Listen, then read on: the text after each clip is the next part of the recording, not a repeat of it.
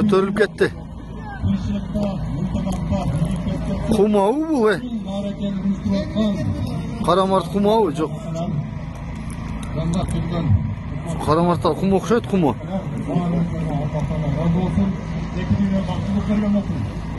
Кече Карамартта экөөбүз улактар чыгып калып, жип менен бир жак тээп ушунда калып кетти да. Келип, Кармага башка алып келебиз. Башка алып келем, капа болбоң деп, алып келикче улак бүтүп калды эле. Кымбат жетелеп кетти, точно куму Карамарт. Спортсмен. Самыйдын Нурбек агайдын эмелери. Учениктери.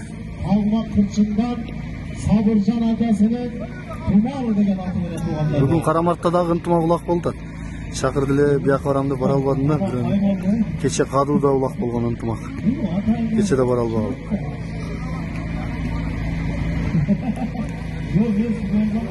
Жоду, Бек болот, Наркоюздун балдары.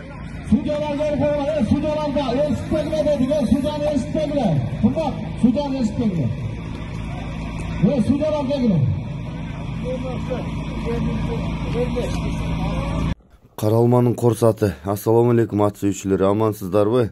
Бүгүн сиздерге мен ушул Каралманын корсаты тууралуу кыскача маалымат берейин.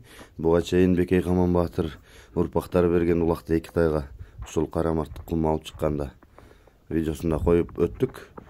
Аттын жашы, ат ээси берген маалымат боюнча жазга 4 асы экен. Кыялы корс экен аттын. Биринчи жолу чабылыптыр быйыл. Биринчи жолу чабып эле, биринчи жолу ийгиликти жаратты дейт. Атты уругу дагы жакшы. Чалган адамга тактап далилдеп айтып берем дейт. Жана кыял аке чабып жүргөн аттын баласы экен. Баасы 450 000 кеми бар. Буту кол ден соолугу таза.